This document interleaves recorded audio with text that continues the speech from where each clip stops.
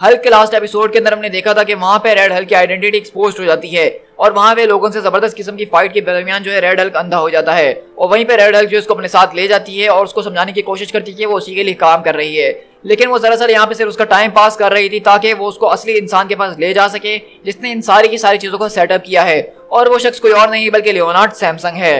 अब आगे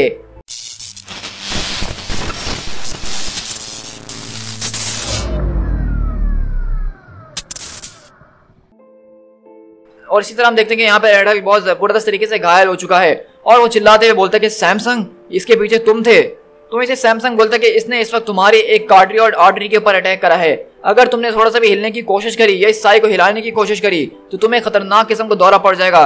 अपेरेंटली मैंने इतने साल जो मेडिकल स्कूल के अंदर काम करा है अब वो शायद मेरे काम आ ही रहा है और मैंने एट लास्ट अपने फादर को प्राउड फील करवा ही दिया है। और वहीं से रेड शी-हल्क बोलती है कि तुम शायद अपने आप को द स्ट्रॉन्गेस्ट देयर इज मानते हो, लेकिन इसके जरिए तुम्हारी इंटरनल ब्लीडिंग इतनी ज्यादा होगी कि तुम उससे बच नहीं पाओगे। तुम इस वक्त जो साइटलेस, फ्रेंडलेस और सोललेस मौत मर जाओगे जिसके बारे में किसी को पता तक नहीं चलेगा। और वहीं से रेड हल्क बोलता है और तुम सब बाकियों के बारे में क्या ख्याल है? डेडपूल, पनिशर, टंड्रा, क्या सैमसंग ने तुम्हें यह कहा है कि तुम लोग मुझ पर भरोसा नहीं कर सकते हो कि मैं तुम लोगों की डील को पूरा नहीं करूंगा? तो वहीं से डेडपूल बोलता है अरे तुम्हारे तो कान बहुत ही ज्यादा बड़े हैं रेड राइडिंग हुड, तुमने सारी बातें सुन ली। तो वहीं से रेड हल्क बोलता है कि और नहीं तो क्या, मुझे पता है कि लियोनार्ड सैमसंग क्योंकि उसने पीएचडी करी हुई है तो तुम्हें लगता है कि तुम्हें उसकी बात पे विश्वास करना चाहिए। ये हमेशा से सबके साथ यही करता है, ये लोगों के दिमाग में घुस जाता है और उनसे वो करवाता है जो ये करना चाहता है। वहीं से डेडपूल बोलता है जरा एक मिनट रेड मैन, तुम्हारा मतलब ये है कि इस वक्त वो मेरे दिमाग के अंदर है और इस वक्त वो मेरे फर्स्ट, लास्ट और सिक्योरिटी डिपॉजिट नंबर जानना चाहता है और यहाँ पे लेट पार्टीज भी नहीं होंगी और पैड भी अलाउड नहीं है। अब यार मेरा दिमाग जो है बहुत रिस्पेक्टेबल है, इसके अंदर कुछ अच्छी चीजें भी चलती हैं। तो वहीं से पनिशर बोलता है कि डेडपूल मेरे ख्याल से तुम्हारे लिए बहुत अच्छा मौका है कि तुम अपना मुंह बंद करके रख लो इससे पहले कि मैं तुम्हारी जान निकाल दूं। तो इसे सैमसंग बोलता है कि तुम्हारे ऊपर विश्वास नहीं करते हैं और आखिरकार ये ऐसा करे भी क्यों? तुमने उनको इस चीज के अंदर डाला है, तुमने उनको यहाँ घसीट के लेकर आए और उनको फंसा दिया है, तो इस बात को फेस करो, तुम किसी के भी फेवरेट नहीं हो। तो वहीं से रेड हल्क बोलता है कि मैं और सैमसंग हम दोनों ही एक ही शख्स के लिए काम करते हैं। अगर मैं तुम्हें स्क्रूट कर रहा था तो इस बात को समझ लो कि सैमसंग उससे भी बुरा तुम लोगों के साथ करने वाला है, क्योंकि तुम लोगों ने मुझसे गद्दारी करी, वो भी किसी भी चीज के लिए नहीं। और वहीं से सैमसंग बोलता है कि मेरे ख्याल से तुम शायद चेस नहीं खेलते हो और इसलिए तुमने बहुत टेरिबल ओपनिंग करी है। डेडपूल के स्विस अकाउंट के अंदर मिलियंस ऑफ डॉलर्स ऑलरेडी पहुंच चुके हैं। पनिशर के पास हर एक मर्द, औरत और उस बच्चे का नाम है जो कि उस फिटनेस प्रोटेक्शन प्रोग्राम के अंदर मौजूद है और तुम्हारे मरने के बाद वो चीजें जहां मौजूद है उनके पासवर्ड मैं उनको दे दूंगा। मुझे लोगों को धोखे में रखने का कोई फायदा ही नहीं है, मेरे पास ऑलरेडी हर चीज मौजूद है जो मैं उनको दे सकता हूँ। तो वहीं से रेड हल्क बोलता है और तुम्हारे बारे में क्या ख्याल है टंड्रा, तुम यहाँ पे क्या कर रही हो? तो वहीं से सैमसंग बोलता है कि हाँ टंड्रा से भी मेरी बात चली रही है। लेकिन वहीं से रेड हल्क बोलता है क्या तुम जानते हो लियोनार्ड कि मैं चेस खेलता हूँ और तुमने मेरे ख्याल से सुना ही होगा बैक रैंक चेकमेट के बारे में, जहाँ पे क्वीन जो है अपने 8 रैंक के साथ मूव कर रही होती है और किंग जो है वो अपने ही प्यादों के बीच फंस चुका होता है। वहीं से वो बोलता है कि लियोनार्ड अब जा चुका है। तो वहीं से रेड हल्क बोलता है कि तुम शायद ठीक कह रहे हो कि अब वो वाकई में जा चुका है टंड्रा अभी। और इसी तरह हम देखते हैं कि वहां पे टंड्रा जो है उसने रेड हल्क से गद्दारी नहीं करी और वो यहाँ पे सैमसंग के ऊपर अटैक करते हुए बोलती है कि चेकमेट। और वहीं से रेड हल्क बोलता है कि मैं अभी इस वक्त चाहूं तो तुम दोनों को एक ही पंच मार के खत्म कर सकता हूं और ये फैक्ट है जिसके बारे में तुम जानते हो। तो वहीं से रेड हल्क बोलता है कि मैं इस वक्त तुम दोनों को मार सकता हूं और तुम जानते हो कि ये फैक्ट है, लेकिन मैं इस वक्त तुमसे ये नहीं कह रहा हूं कि तुम लोग यहाँ पे एक साइड चूज करो, बस मैं तुम लोगों को यहाँ पे कह रहा हूँ कि कोई भी साइड चूज करने की कोई जरूरत नहीं है। तो वहीं से डेडपूल बोलता है कि वेल तुम अपने फ्रेंड्स को पिक कर सकते हो, अपनी नाक पिक कर सकते हो, लेकिन तुम अपने दोस्तों की नाक को पिक नहीं कर सकते हो। तो वहीं से रेड हल्क के पास आती है और कहती है कि सबसे बड़ी तुम्हारी पता है क्या प्रॉब्लम है कि तुम इस वक्त अंधे हो चुके हो रेड, और तुम्हें कभी भी ये चीज आते हुए नजर ही नहीं आएगी। लेकिन वहीं से रेड हल्क बोलता है हाँ मैं तुम्हें बस ये बताने ही वाला था कि अब मेरी विजन्स वापसी आ चुकी हैं। और अगले पल हम देखते हैं कि रेड हल्क वापसी उठता है और रेड शी-हल्क के ऊपर एक जोरदार हमला करता है। और वहीं अगले पल टंड्रा जो है वो यहाँ सैमसंग से लड़ रही होती है और कहती है तुम अपने इस वक्त लोएस्ट के भी लो पे हो सैमसंग, इस वक्त तुम्हें जो कुछ भी लगता है रेड हल्क के बारे में वो गलत है, वो तुमसे गद्दारी करने के कैपेबल ही नहीं है। तो वहीं से सैमसंग बोलता है कि अगर तुम रेड हल्क के बारे में इस तरह से समझती हो तो शायद तुम उसको भी ठीक तरीके से जानती ही नहीं हो, या तो वो भी तुम्हें पागल बना रहा है बहुत अच्छे तरीके से। और इसी तरह हम देखते हैं कि वहां पे जो है सबवेज के अंदर ट्रेन आना शुरू हो जाती है और रेड हल्क बोलता है क्या तुम्हें और चाहिए? तो वहीं से रेड शी-हल्क बोलती है कि अभी तो मैंने शुरुआत भी नहीं करी है। और इस तरह हम देखते हैं कि हल्क के अंदर से वो साई निकल जाती है और हम देख सकते हैं कि किस तरह हल्क के खून लगने की वजह से ही वो साई गल के पिघल चुकी है और रेड शी-हल्क देख के समझ जाती है कि अब जो है रेड हल्क अपने काबू से बाहर हो गया है और अब वो किसी को भी नहीं छोड़ने वाला है। और वहीं से सैमसंग बोलता है कि मैंने इसको यहाँ पे संभाला हुआ है टंड्रा को, तुम उसके पीछे जाओ। तो रेड शी-हल्क बोलती है कि बिल्कुल ये तुमने सही कहा। और इसी तरह डेडपूल और पनिशर वहां से जा रहे होते हैं और वो पूछता है तुम्हें क्या लगता है कि हमें इस बात के पैसे वैसे मिलने वाले हैं? तो पनिशर बोलता है कि मुझे इसके अंदर काउंट करने की कोई जरूरत नहीं है, मैं यहाँ पे सिर्फ इंटेल के लिए आया था जो मुझसे प्रॉमिस की गई थी और वो मैं हासिल करके ही रहूंगा।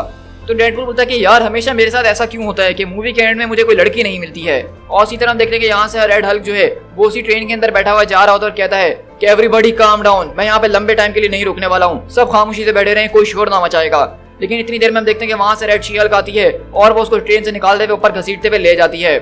तो वहीं से रेड शी-हल्क बोलती है कि तुम्हें जो है एक मिशन दिया गया था, तुम्हें एक चांस दिया गया था ताकि तुम हर चीज को इस्तेमाल करके इस कंट्री को बदल सको, इस कंट्री के अंदर जो भी गलत हो रहा है उसको तुम ठीक कर सको, लेकिन तुम अपने प्लान से डाइवर्ट कर गए। तुम्हारे इमोशनल जो है इन सबके बीच में अगर तुमने वो जजमेंट नहीं ली जो तुम्हें लेनी चाहिए थी, और ये सब तुमने करा भी तो किसके लिए? ताकि तुम बैनर से बदला ले सको, बैनर को हरा सको।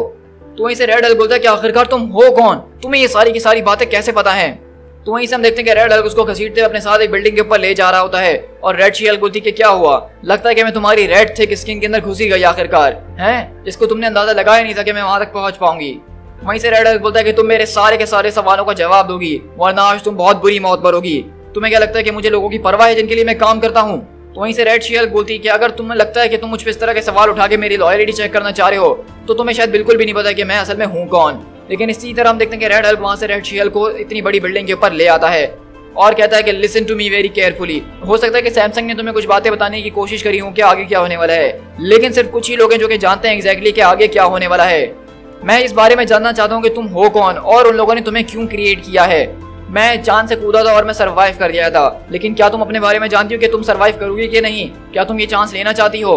तो रेड शी-हल्क बोलती है कि क्यों नहीं, अगर ऐसी बात है तो फिर करके देख ही लेते हैं, तुम्हारी मर्जी तुम्हारी चॉइस। और इसी तरह हम देखते हैं कि उसको बिल्डिंग से नीचे गिरा रहा होता है। तो वहीं से रेड शी-हल्क बोलती है कि ओके अब तुम क्या चाहते हो कि मैं तुम्हारा शुक्रिया अदा करूं? तो वहीं से रेड हल्क बोलता है कि मैं तुमसे कुछ भी नहीं एक्सपेक्ट कर रहा हूं और मैं तुमसे ये भी एक्सपेक्ट नहीं कर रहा हूं कि तुम मेरी बात को समझने की कोशिश करो। तो वहीं से रेड शी-हल्क बोलती है कि अगर तुम्हें पता होता तो तुम शायद इस तरह की बातें मुझसे ना करते। तो रेड हल्क बोलता है कि मुझे क्या पता होता। लेकिन वहीं पे हम देखते हैं कि रेड शी-हल्क उसको अगले पल लात मारती है उस बिल्डिंग से नीचे गिराते हुए और कहती है कि तुम एक बहुत ही बड़े लूजर हो और कुछ नहीं। और इसी तरह हम देखते हैं कि रेड हल्क वहां पे जोर से जो है जाके जमीन के ऊपर गिरता है, पूरे के पूरे शहर के अंदर एक शॉकवेव पैदा होती है। और वहीं हम देखते हैं कि बैक्स्टर बिल्डिंग के अंदर द थिंग सो रहा होता है और इस अर्थक्वेक की वजह से वहां पे आगे जमीन पे गिरता है। और इसी तरह हम देखते हैं कि जब रेड हल्क यहाँ जमीन के अंदर धंसा हुआ होता है तो वहां पे जो है इलेक्ट्रा आती है और पूछती है कि मुझे इस बारे में नहीं पता था कि तुम उतने ऊपर से गिरने के बाद भी सर्वाइव कर जाओगे। तो वो कहता है कि वेल अब तुम्हें पता चल गया है और उस रेड शी-हल्क ने तो मुझे ये कहा था कि तुम मर चुकी हो। तो इलेक्ट्रा बोलती है कि वेल अब तुम भी जान चुके हो कि मैं जिंदा हूँ। तो रेड हल्क पूछता है तो आखिरकार तुम्हारी साई उसके हाथ कैसे लग गई? तो इलेक्ट्रा बोलती है कि सेम उसी तरह जिस तरह डोमिनो की गन उसके हाथ लग गई, चीजें बहुत ज्यादा मैसी हो गई थी तुम्हारे दोस्त के साथ। तो रेड हल्क बोलता है कि वो मेरी दोस्त नहीं है, मैं तो आज रात से पहले उससे मिला भी नहीं। तो इलेक्ट्रा बोलती है कि अच्छा ये तो काफी इंटरेस्टिंग स्टोरी लग रही है। तो वहीं से रेड हल्क बोलता है लेकिन उसने जो कपड़े पहने हुए थे क्या वो डोमिनो के थे जो कि उसको बहुत मुश्किल से फिट आ रहे थे? तो इलेक्ट्रा बोलती है कि जैसा कि मैंने तुमसे कहा वहाँ पे चीजें काफी ज्यादा मैसी हो गई थी। तो वहीं से रेड हल्क पूछता है कि आखिरकार वहाँ पे चल क्या रहा था जो ये सब कुछ हुआ? इलेक्ट्रा बोलती क्या तुम्हें मेरे साथ यहाँ पे बैठ के 20 क्वेश्चंस खेलना है या फिर हमें चल के जो है डोमिनो को ढूंढना चाहिए? और इसी तरह हम देखते हैं कि बेसिकली यहाँ पे जो डोमिनो होती है वो यहाँ पे किसी और के पास नहीं बल्कि सिल्वर सैबल के पास आई हुई है। और सिल्वर सैबल को आप समझ सकते हैं कि वो एक कॉन्ट्रैक्टर है जो कि लोगों को असैसिनेट करने के लिए कॉन्ट्रैक्ट्स वगैरह लेती है। और हम देखते हैं कि यहाँ पे रेड हल्क भी मौजूद है और वो कहती है कि ये सिल्वर सैबल है और यह यहाँ पे इस तरह की सर्विसेज प्रोवाइड करती है जिसके ऊपर हम लोग मिशंस लेके जाते हैं। तो रेड हल्क बोलता है कि मैं इसको जानता हूँ कि ये कौन है डोमिनो। वहीं से डोमिनो बोलती है कि सैबल इसको बता दो कि तुमसे उस आदमी ने क्या कहा था। और इस तरह देखते हैं कि सिल्वर सैबल बताती है कि 3 रात पहले एक आदमी यहाँ पे आया था जिसके ग्रीन कलर के बाल थे और उसने मुझसे पूछा कि मैं डोमिनो को जानती हूँ। तो मैंने उसको बताया कि हाँ मैं जानती हूँ, मैंने उसके साथ कुछ मिशंस वगैरह भी किए हुए हैं और हम लोग आपस में कोई दोस्त वगैरह नहीं है, बस वो एक मर्सिनरी है और मैं उसके साथ वैसा ही बिजनेस के तौर पर बात करती हूँ। लेकिन उसने मुझसे कहा कि मैं तुम्हें $1000 दूंगा और तुम्हें ये मैसेज जो है डोमिनो तक डिलीवर करना होगा। और उसने मुझे ये कहा कि बस ये बता देना उसको कि सैम्स बार्बर शॉप के ऊपर लेट नाइट में कुछ ना कुछ होने वाला है। और उसने ये भी बताया कि वो जगह जो है पहले शील्ड का फ्रंट हुआ करती थी लेकिन अब वहाँ पे एम के लोगों को कब्जा हो चुका है। बस उसने मुझसे इतना ही कहा कि ये मैसेज मैं डोमिनो तक पहुंचा दूं। तो डोमिनो बोलती है कि मुझे काफी तरह ट्रस्ट इश्यूज है और मैं किसी पे भी आसानी से ट्रस्ट नहीं करती हूँ क्योंकि मेरा एक बहुत अरसा पहले एक हस्बैंड हुआ करता था। तो वहीं से लोगन पीछे से पूछता है वाकई में क्या तुम्हारा हस्बैंड भी था? तो वो कहती है और नहीं तो क्या, ये डोमिनो नाम उसने ही तो मुझे दिया था लेकिन वो जो है एम के अंदर इन्वॉल्व हो गया था और फिर उसकी मौत हो गई थी। तो रेड हल्क बोलता है इसका मतलब तुम्हारे पास जो भी ट्रस्ट इश्यूज थे सैबल के साथ, तुम बस वहाँ पे इस बात को शायद मेक श्योर करने गई थी कि उस एम की फैसिलिटी के अंदर तुम्हारे हस्बैंड का कोई ताल्लुक तो नहीं है या कोई उसका वापसी आने का चांस। तो शायद तुम मुझे वहाँ पे बिल्कुल भी एक्सपेक्ट नहीं कर रही थी क्योंकि तुम मेरे लिए गई नहीं थी। तो शायद तुम ठीक कह रही थी कि तुम एक गलत वक्त पे एक गलत जगह मौजूद थी। तो वहीं से डोमिनो बोलती है कि और नहीं तो क्या, मैं तुम्हें इतनी देर से यही तो बताने की कोशिश कर रही थी, और वैसे भी इस पॉइंट के ऊपर मैं इस बारे में बिल्कुल श्योर नहीं हूँ कि मैंने वहाँ पे क्या देखा और क्या नहीं देखा, वहाँ पे बिल्कुल अंधेरा था। तो रेड हल्क बोलता है कि मैं तुम्हारी इस वाली बात को नहीं मानता हूँ, लेकिन मैं इतना जरूर कह सकता हूँ ह्यूमन नेचर के मुताबिक, लेकिन अगर मैं तुम्हें मार देता तो शायद तुम उससे पहले ये सारी की सारी इन्फॉर्मेशन जो तुमने देखा है और तुम शायद पब्लिक के अंदर अनाउंस कर देती। तो डोमिनो बोलती है कि हाँ, अगर मुझे लगता कि मैं मरने वाली तो शायद मैं बिल्कुल ऐसा ही करती। तो वहीं से रेड हल्क बोलता है लेकिन तुमने जो है अभी तक वुल्वरीन को भी नहीं बताया इस बारे में, फॉर एग्जाम्पल। तो लोगन बोलता है कि तुम बिल्कुल ठीक कह रहे हो बब, वो मुझे बता सकती थी लेकिन उसने मुझे कुछ भी नहीं बताया। तो इसी तरह रेड हल्क बोलता है कि चलो अब काम की बात करते हैं, क्योंकि इस दुनिया के अंदर हर किसी को कुछ ना कोई चीज चाहिए होती है, और ये कभी कभार अच्छा होता भी है और कभी बुरा भी होता है। लेकिन लोगन कहता है कि तुम यहाँ पे जो कुछ भी सेल करने की हमें कोशिश कर रहे हो, हम उसके अंदर बिल्कुल भी इंटरेस्टेड नहीं है। यहाँ पे डोमिनो के पास सारे पत्ते मौजूद हैं, तुम हमारे ऊपर कोई चाल नहीं चल सकते हो। तो वहीं से वो बोलता है कि अपना मजाक बनाने की कोशिश मत करो, ये कंट्री एक्सक्यूज को ढूंढ रही है तुम लोगों का नाम और निशान मिटाने के लिए। मैं ऑलरेडी वो सारे के सारे प्लान्स देख चुका हूँ, और अगर ये खबर पब्लिक हो गई और दुनिया को पता चली है इस बारे में, एक ऐसे म्यूटेंट जो कि खुफिया तौर पे ऑपरेशंस कर रहे हैं और लोगों को जान से मारते फिर रहे हैं, जिसको एक्स फोर्स कहा जाता है, उनको एक्समैन का मेंबर चला रहा है, और वो मेंबर जो कि एक एवेंजर भी रह चुका है, तो उनको वो एक्सक्यूज मिल जाएगा जिसकी वो तलाश कर रहे थे म्यूटेंट्स को खत्म करने के लिए। हम दोनों के पास कुछ ना कुछ एक ऐसी चीज मौजूद है जो कि हम दोनों एक दूसरे को बता के नुकसान कर सकते हैं। तो वहीं से डोमिनो बोलती है तुम्हारा हो गया बस?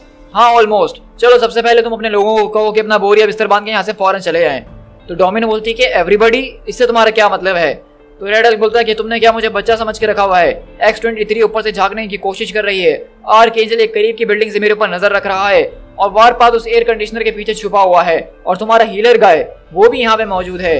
वेल ये तो बहुत ही अच्छी बात है ना कि इस तरह के मिशन पे हीलर्स काफी ज्यादा काम आते होंगे तुम्हारे, क्योंकि चीजें काफी ज्यादा अगली हो जाती हैं, और आज हम चीजें अगली करने ही वाले थे। सही कहा ना मैंने? तो लोगन बोलता है अब हमारा काम यहाँ पे हो चुका है। तो वहीं से रेड हल्क बोलता है कि नहीं अभी इतनी जल्दी क्या है, सिल्वर सैबल को मैं अपने पास रखूंगा। तो लोगन बोलता है कि ठीक है तुम्हें जो करना उसका करो, मुझे उससे कोई फर्क नहीं पड़ता।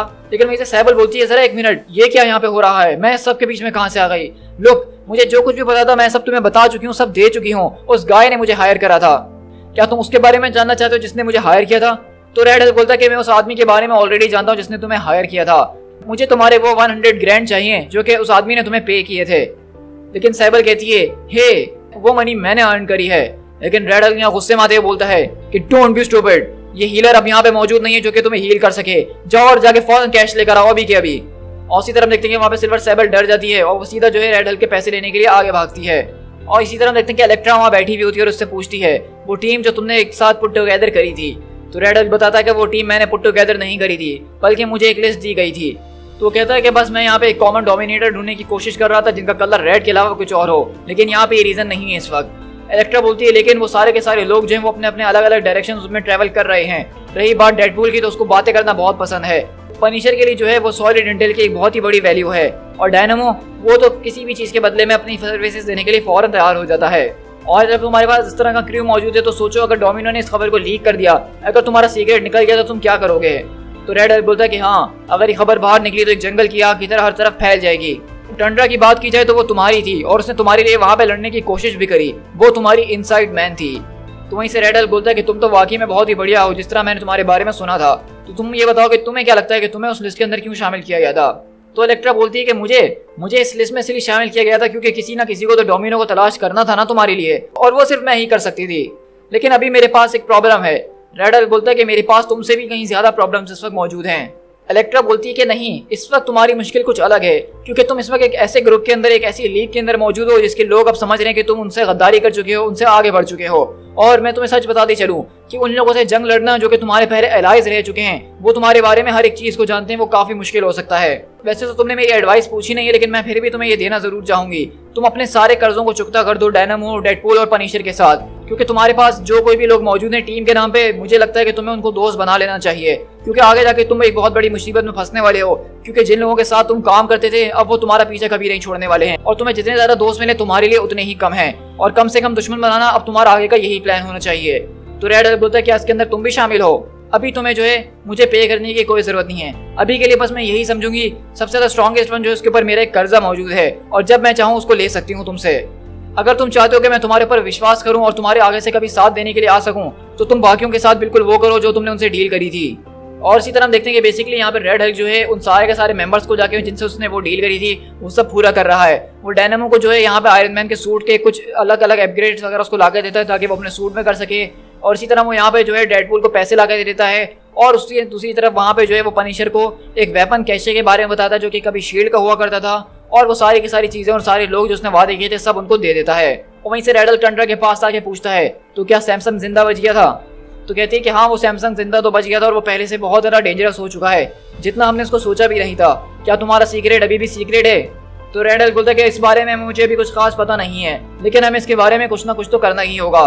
तो इसे टंड्रा बोलती है अब चीजें बहुत ज्यादा तेजी से बदल चुकी हैं, क्या तुम इसके लिए तैयार हो जब आगे होने वाला है? वो लोग कभी इस बारे में नहीं जान पाएंगे कि उनको क्या चीज आगे हिट करने वाली है। और इस तरह हमें बताता है रेड हल्क अपने दिल के अंदर सोचते हुए अब मैं जो हूँ एक ऐसी फोर्स एक ऐसी अलायंस तैयार करने वाला उस लास्ट पर्सन के साथ जिसको मैंने कभी एक्सपेक्ट नहीं करा था कि मैं उसके साथ काम करूंगा। लेकिन क्योंकि अब मैं ये काम अकेले नहीं कर सकता हूँ तो मुझे उसकी मदद लेनी ही पड़ेगी ये सब खत्म करने के लिए। दी एंड। सो गाइस यहाँ पे हमारा बेसिकली जो है red Hulk versus x force का जो है स्टोरी आर्क खत्म होता है। लेकिन इसका ये मतलब नहीं है कि हमारी स्टोरी यहाँ पे अब खत्म हो जाती है, बल्कि इसके आगे जो हमारी स्टोरी आने वाली है वो एक बहुत ज़्यादा ज़बरदस्त और शानदार किस्म का इवेंट होने वाला है जो कि दरअसल फॉल ऑफ हल्क और वर्ल्ड वॉर हल्क का इवेंट होने वाला है।